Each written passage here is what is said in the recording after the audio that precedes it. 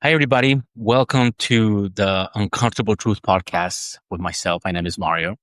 Today, I have the pleasure of talking to Dr. Yinka Holt, and I have a really cool intro. So let's listen to Dr. Holt. Dr. Holt is not only a board certified physician and successful entrepreneur, she's also a self made real estate investor who grew her net worth from under 1 million to over 7 million in just 3 years, all while raising 3 children and running her own medical clinic. Born and raised in Nigeria, Dr. Holt started with humble beginnings, studying by kerosene lamp, helping balance her father's business ledgers as a child, and eventually immigrated to the U.S., where she worked jobs from housekeeping to substitute teaching while raising two young kids as a new single mom. But her story didn't stop there. She put herself through medical school in her mid-30s, became a practicing nephrologist, held leadership roles as chief of medicine and medical director, and later became a transformational pivot into the real estate investing, which is why she's here with us today. First as a passive investor, then as a capital raiser, and now as the CEO of ProMerit Capital, where she helps physicians and high-income professionals build passive income, reduce taxes, and reclaim their time through strategic multifamily investments. She's a firm believer that high income does not equal wealth, and she's on a mission to teach healthcare workers how to create true financial freedom beyond their W-2 salaries. Get ready today because she's sharing how she built her empire, the mindset shifts that change everything, and why every healthcare professional needs to start investing like their future depends on it. Please welcome the brilliant, resilient, and unstoppable Dr. Yinka Holt. Hello, doctor, and welcome to our show. Thank you, Mario. Thanks for having me. It's a pleasure being on Health Equity. It's fine. That's us. It's the Uncomfortable Truth podcast. The Uncomfortable Truth podcast. Yes. So I wanted to ask you a question. Your story is awesome, and I definitely want to get more into your beginnings, but I want to ask you a little bit about your company, the ProMerit Capital. What is it that you do with that? What people want to learn about that? So ProMerit Capital is real estate investing business where we partner with other operators to buy multifamily apartments, and we develop business plans, hold these apartments for a few years, and then exit them for a profit when we sell them. Okay, so you have a good investors? We have investors, and I'm very happy to say that our investors trust us so much. We build so much trust with our investors because we are extremely transparent. We show our investors how we go step by step and also include the risk as we go along, from sourcing the deal to doing the complete, oh my God, I'm blacking out today. How we do the due diligence. Oh my God, the due diligence, because that can make or break the deal. A lot of times when operators skip that or they rush through the due diligence, they run into problems. Right. I remember one of the properties that we wanted to buy, the seller didn't tell us that they were mold. Oh my He goodness. didn't tell us. He also did not tell us that he added some units without letting the city know. So we're doing due diligence, and he's trying to sell these apartments as X number of units, but on the city records, there's less, I think about 6 less than what he's trying to sell us. So apparently he didn't even get permits for those. Wow. So you can see how due diligence is extremely important when you're trying to do these real estate deals.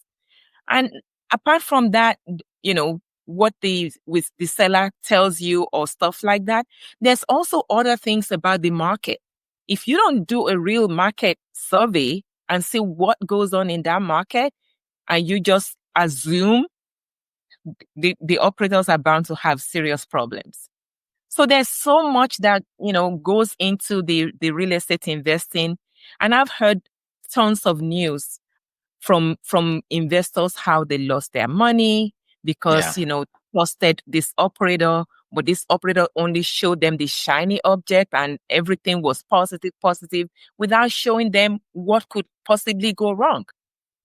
The And only do you have your own operators that you use so you don't run into those issues again? Yes, when I first started, I also ran into some issues. I lost money. And I'm telling you, even Mm. with big companies, I don't want to mention names here. But if Of I course. mention, yes, I mean, you know, like they just came back 3 years later. Sorry, we lost the money. This happened around That's COVID. They over leveraged at that time. okay. Oh my So God, there's that's so many horrible. things that go into, yes, not once, not twice. When I talked about the market, there was another property that I invested in passively also, that the state and the city during COVID wouldn't let us evict tenants. They're not paying, Right. but we Right. pay mortgage.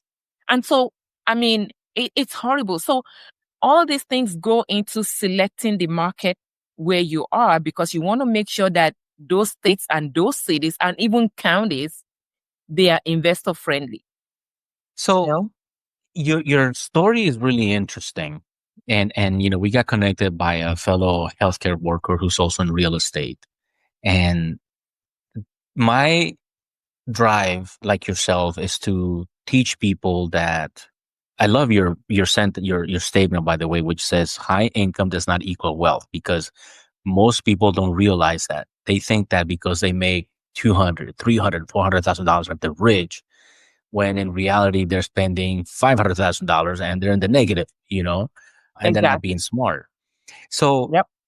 your story is interesting because, like you stated, you immigrated from Nigeria.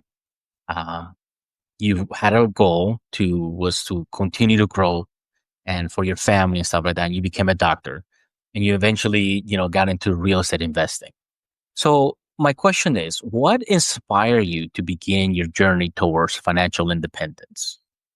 That is a very, very interesting story and a very interesting question. And I've heard it, a lot of people ask me that.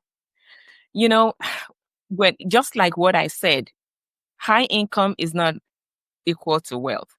So when I first came to United States, although I've always wanted to be a physician, I love helping and offering my services wherever. And it started as a child. But going to medical school, because that was very dear to my heart, I thought that was going to give me financial freedom. Unfortunately, it didn't. And it was like a huge awakening after I finished my fellowship. So let's start from when I started. I took a loan just like everybody else, right? Okay. I deferred payment of those loans because I wasn't making any money through the medical school itself and then through residency. And then I proceeded to do a fellowship, which is another 2 years. So 3 years of residency plus 2 years of fellowship, that's 5 years post medical school. Now, the loan is with interest, right? Mm. So Mm. then, and I didn't realize, I didn't realize how much negative I was going to be into. So I came out of medical school, fellowship, and everything. I thought, oh yeah, I got it. Yeah. I'm I'm, I'm rich. And then I got a job, and the first thing is, okay, I'm owing now. My loan that I took was about 250,000. But when you defer it for those number of years with interest, compound variable interest, the 250,000 became almost 450,000. Oh my goodness. And my annual salary when I got employed after all that residency and fellowship and everything was less than $300,000. Wow. So that's number one. But Yeah. even then, it didn't sink in, okay? It didn't sink in yet. So then I need a car. So what did I do? I went and bought a car. Thank God I didn't buy a brand new car.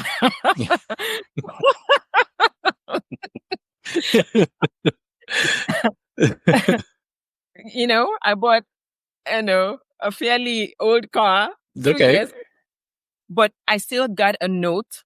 That car was about $35,000. I still Oh got a my car, goodness. Yeah. 35 plus whatever I was owing from medical school, right? I got children. And remember, I'm now on a high income, high Mm-hmm. bracket. My Mm-hmm. children don't qualify for anything. So I have to pay for Right. everything. And then the last thing that I did, which was, I wish I had a mentor to advise me on how to do things. It would have been different. I went and bought a home, another Oh, $350 home. So oh, now, so you can now see where I'm coming from. Like, I just woke up one day and I'm like, I, I'm I'm like just doing this one yeah, you're check after sinking. the Yeah. other because I have a home mortgage, I have a car note, and I have my medical school loans to pay. Yeah. And I'm living from paycheck to paycheck. Yeah. Can't even go on vacation. So that's when I started thinking, okay, there has to be a way. Oh, and on top of that, remember that I'm also on a high tax bracket now. High tax bracket as a physician, Yes. you make maybe 65 cents on the dollar after taxes. Mm-hmm. So then by the time you remove the taxes, how much am I bringing home? And then I have to pay all these notes. And that's when it sank in. Like, okay, even if I'm paying out of this 700,000 now that I find myself owing all the way to my neck, Yes. when Yes. when am I going to finish paying this loan? That's number one. And then I started remembering just before I went to residency, I went to go work with a physician, an OBGYN physician, just helping out, doing stuff, just seeing how the office is run and everything. And I remember that physician told me that he had a line of credit. I didn't even know what a line of credit was at the time. So I'm like, what is a line of credit? Oh, you just applied for a line of credit with your bank and then you can spend this money. At the end of the day, this guy thought he had money. He was in the negative, like almost Oh 3 my million God. negative. I kid you not. What was he thinking? Wow. Because the money is there. So they Yeah. just spend it. They go on vacation, they buy nice cars and everything, and they have nothing to their name. And it's not the only one. So many other ones that I see like that. They were living on lines of credit. And they rely on, oh, my financial advisor is going to help me invest my money. Right. They're investing in stock, and the stock market is a roller coaster. At the Yeah. end of the day, we don't have anything. Yes. And then another thing that happened just a few months when I started working in the hospital, 2 physicians walked in and they slumped and they died. They were in their 70s. Why did they have to keep working in their 70s? Now, guarantee that they love what they do, right? Just Right. like I do. Yes. I love what I Yes. do. So you might decide to extend past your retirement, right? But the real truth is that they don't have anything and they keep on working until they drop. This is I'm glad that you actually say that. I'm glad that you say that because the mentality with a lot of people, especially with the healthcare workers and actually high net income earners, is that they go in, work 30, 40 years, retire hopefully with their 401ks. And then by right. then, like you said, they're in their 60s, 70s and like, oh, wait a minute, I cannot retire. I have to continue to work. Or they retire. Like, I saw that a lot in my hospital, and like I worked in rehab and I used to see that a lot of people who suddenly retire and they come back to the unit with a stroke, with cancer, Yes. with depression, that suddenly they're like, they don't know what to do and they end up getting sick and then dying. Yes. And so when I'm putting all of this together, I'm like, no, I don't want to end up like this. I don't want to end up like this. And I want to help as many physicians or healthcare workers as possible not to be in that predicament. It's a horrible place to be after you've served, after you've done everything for your community, help people. And then at the end, you end up like a pauper. Wow. That's so how did you figure that? So like when you were going through this and your eyes opened up wide and you saw the treadmill that you were in, like the hamster wheel that you were participating in, what made you decide like, okay, I need to stop, get off this little wheel here and find my own financial independence? Well, how did you do that? So I think this is where my background came in, right? growing up as a child, I saw my dad. He was man, that guy was an entrepreneur. Okay. He owns tons of businesses. Right. He he had a contractor business. He was a civil engineer. He was doing contracting. And then he went and did sales, and he was working as a salesman. And then he started trading stocks. And, then he opened his tire shop, selling tires. And that's when he will bring me his ledgers to balance the Mm-hmm. books for him. I actually help him to find some frauds going on in there. And eventually, I think I was probably like age 10 or 11, I was signatory to all his bank statements, his business bank statements. Nobody can take any money out of that account without my signature. I have to Okay. see why and what they're going to do with the money. I mean, he realized very quickly that, I picked on with the business and everything, and he leveraged that. So all of that. And then another thing that my dad used to do, and I didn't know that he was training me at the time, he would send me to landlord association meetings. He gave me a notebook as a child. I would go to the meetings, all these old men in our neighborhood having landlord association meetings, and I will write everything that they discuss in the meeting, and I'll come back with the notes for my dad. And I continued to do that even until I went to college. And I saw how all these men talk about their rentals, apartments, and how they're making money from the apartment and all those things. So all those things that I heard at that time started to make sense to me. There has Okay. to be a way that these men own all these apartments and they're making money. So all those things came back to me when I was in this rabbit hole that I was. And I started thinking, well, you know what? I started researching, and I saw a lot of people, even on Wall Street, their investments are backed by real estate. I said, voila, Okay. that's what the link is.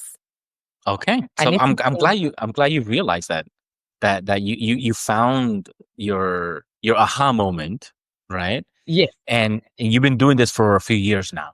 And yes. obviously you're very successful. You're very successful in your career, super successful in your real estate investment, which is really, really good. Now, as the years have gone by and as your mindset has grown, what can you share? Or let me ask you this. Can you share a mistake that you made early on in your financial journey that you learned from? Hmm, absolutely. So one thing that I learned is that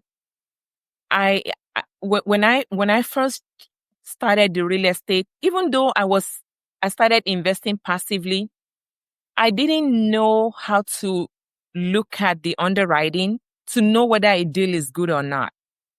And that will only happen if you give yourself the education, right? It's just like Right. somebody trying to Right. be a doctor. You can't just wake up today and say, I want to be a doctor. You have to go to school and learn it.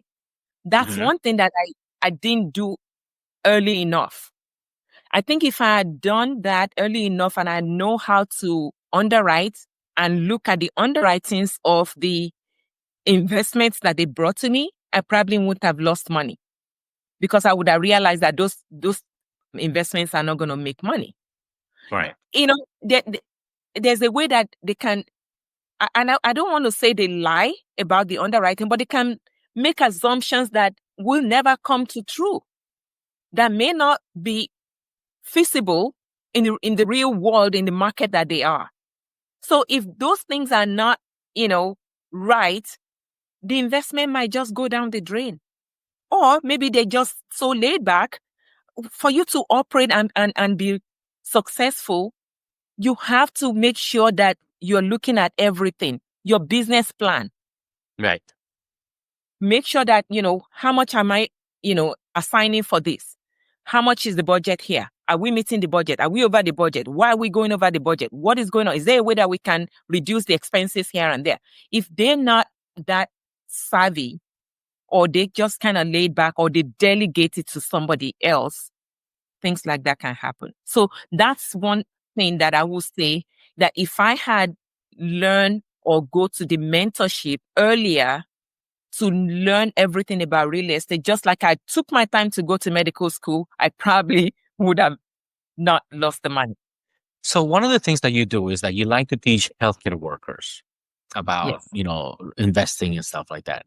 What advice would you give to healthcare workers or other professionals who feel stuck in their current financial situation? So absolutely, this is a topic that is very, very close to my heart because I've lived it. I went from being a full-time physician and single mom with 2 kids to building a 7+ million real estate portfolio. This is what I want every healthcare worker listening to me now to know. That as a healthcare worker, we're trained to work hard, earn well, and pour into others. But very few of us are taught on how to build wealth beyond our W-2 income, right? I used to believe that more shifts as a physician will make me more successful, right? Right. I started losing time with my children, with my life, and almost nearly burned out. So real estate taught me how to generate passive income, how to protect my earnings, and with strategic tax planning, how to create leverage. My advice is don't just earn, invest wisely. That's the first one. The second one I want to say is that start before you think you're ready. There's never going to be a time that you're going to say, I'm ready. Just start before you think you're ready. Get mentorship. Okay. Like I said, I didn't have it all figured out when I started investing. I was still a full-time physician and running my clinic, raising 3 kids, still taking calls. But I enrolled in mentorships and I find the time. Whatever needs to be done, I can finish doing my shift at 12 midnight and I'm going to sit down and do underwriting and do everything that I need to do at that time. Okay? I joined investment circles. I took action. Okay, good. The truth is, if you wait until everything is perfect, you'll wait forever. Yeah. Yeah. It's funny because it's like that old line, like they say, it's never enough time and there's never enough money. Just jump in and do it. Yeah. Learn from others. Ask the right questions. Align with the experts. Real estate is a team sport. Yes. You don't have to go it alone. So, Dr. Holt, what is an uncomfortable truth about money or investing that people often avoid discussing, that they don't want to talk about? Ask anybody to show you their balance, their bank account statement. They're scared. They don't want to look at it. Or they just want to see, okay, yeah, I just want to see that I'm still in the blue, I'm not in the red. No, but can you really dig down and tell me how much I'm earning, how much I'm spending, how much I'm saving, and how much I'm investing? Most people don't want to talk about it. Right. Because they know the truth. People do things. Let me tell you one example. I went on vacation in 2016, and this is something I've taught all my children. Want is different from need. So we went on vacation, and I mean, I love jewelry. So we went to Dubai and I went to the gold souk and, I'm looking at all this gold jewelry and everything. And then they keep bringing different ones and I didn't like it and I didn't like it. And finally, when they brought the one that I like, I look at the price tag, it was $26,000. Oh my God. Now, yeah, somebody will say, well, the excuse that they make, oh, I'm just going to spoil myself this one time. Yes. That one time, and you will never get out of that debt. So I'm looking at it. Of course, I know I wasn't going to buy it, but the one that interests me the most, and that's when I felt that I've done a good job raising my children, was at that time, my son was 6 years old. And he came to me. He was playing on his iPad. And when he heard $26,000, that boy came to me and he said, Mom, you do realize that's a want, it's not a need, right? Smart kid. He does it at 6 years old. Good for him. Oh, by 9 years old, this boy was already talking about Bitcoin. He already have his Robinhood account and he's doing his thing. Okay, because I encourage him. Start doing something. Just do it. Make mistakes to see how you're going to improve on it. That is so odd. How old is he now? He's going to be 16 this year. Oh, good for him. So Yeah, this is he's good. got He's a going to be good mom that's giving good financial teachings, because one of the things that happens a lot, not just so much in this country, but pretty much in the world, with society, is kind of like what you talked about. That people are afraid, and I guess I understand why they don't want to show their money or whatever, but they are very comfortable with their ignorance about their financial status.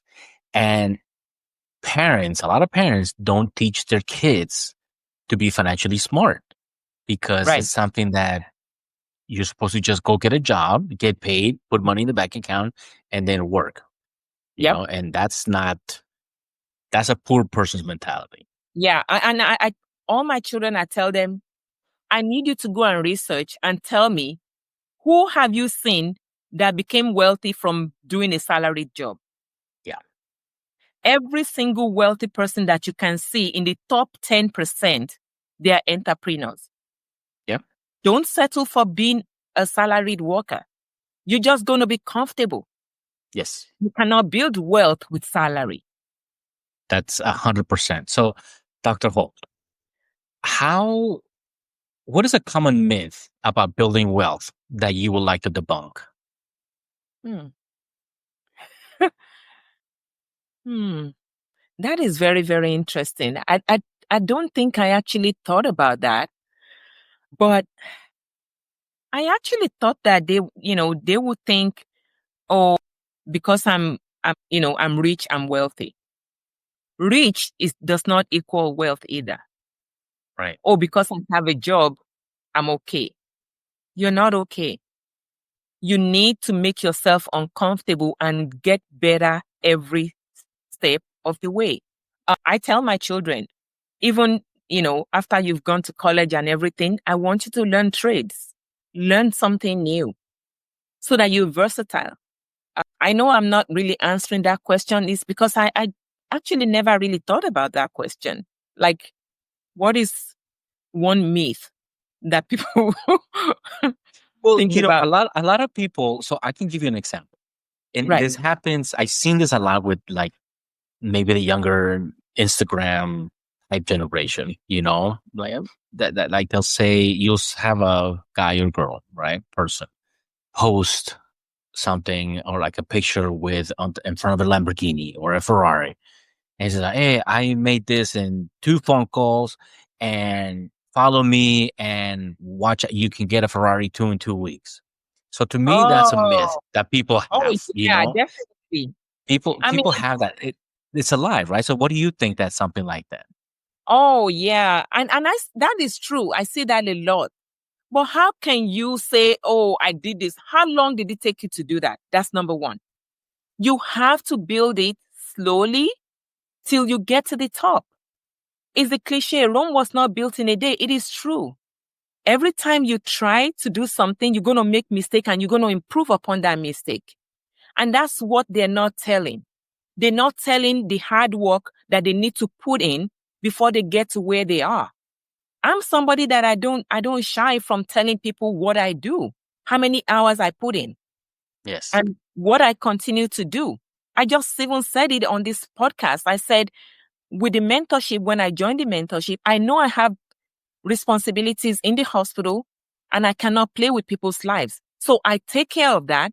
But my own time, when I'm supposed to rest or whatever, that's the time that I use in doing what I need to do to learn how to underwrite, to talk to, brokers about apartments, to talk to property managers, insurance brokers and stuff like that. All the work that you have to do, you just have to show up and do that work. And there's no shiny object without tears, without hard work that goes into it. Yeah.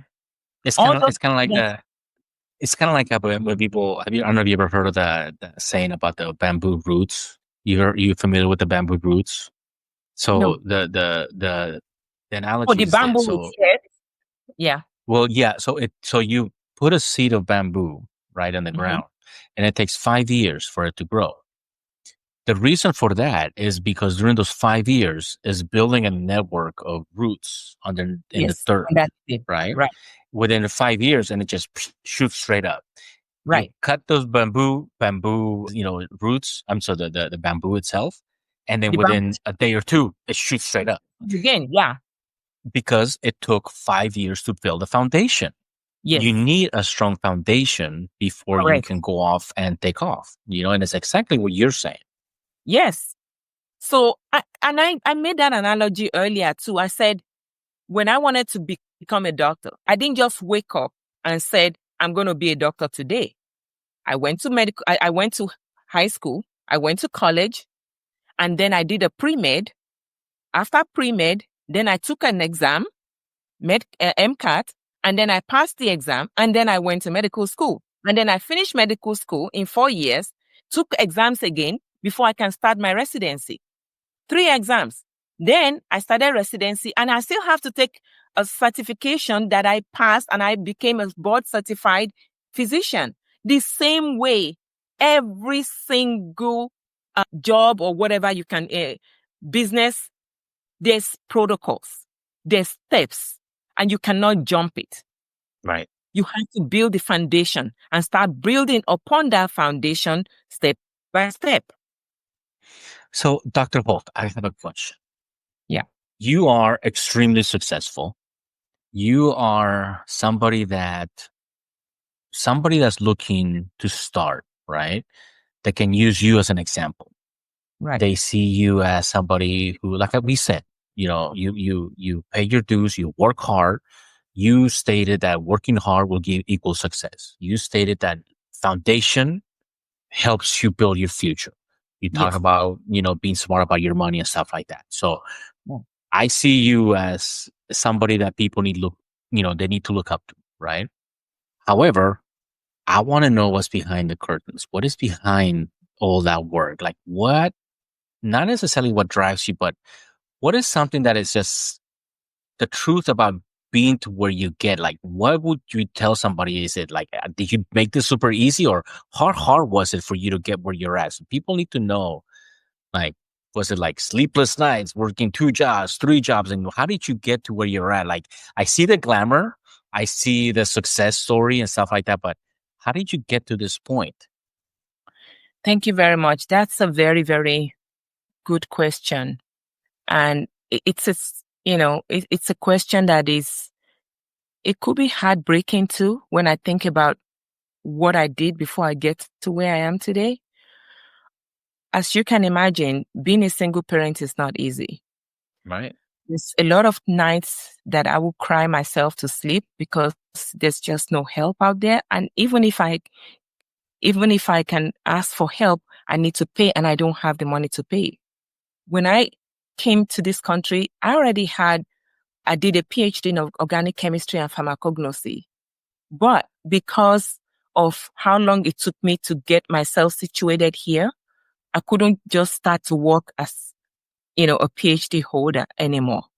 And that's not even what I wanted. I wanted to be a physician, but I still need to survive. I needed to survive with 2 children. So I was doing 2 jobs. My daughter used to call me a sleephead because every little time I have, I want to sleep. But she's a social butterfly. She wants to go out. So as soon as she sees me come inside the house, oh, Mom, I need to go there. I said, look, I need to sleep. She will pick up the phone and she'll call my friends and say, my mom is a sleepyhead.